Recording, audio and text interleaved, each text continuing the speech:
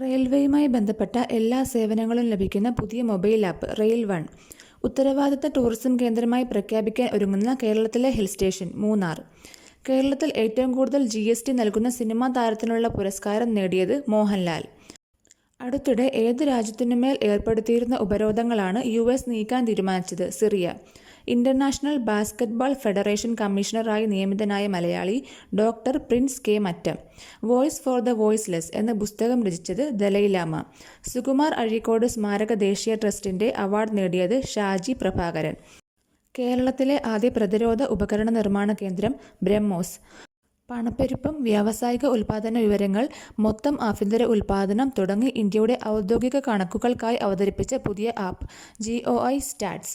ഇന്ത്യയും ഫ്രാൻസും തമ്മിലുള്ള സൈനിക അഭ്യാസം ശക്തി 2025. നെതർലൻഡിൽ നടക്കുന്ന ലോക junior track cycling championship Indian ടീമിൽ ഇടം നേടിയ മലയാളി VS സഞ്ജന.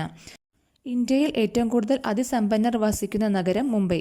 ദേശീയ മഞ്ഞൾ ബോർഡിന്റെ ആസ്ഥാനം നിസാമാബാദ്.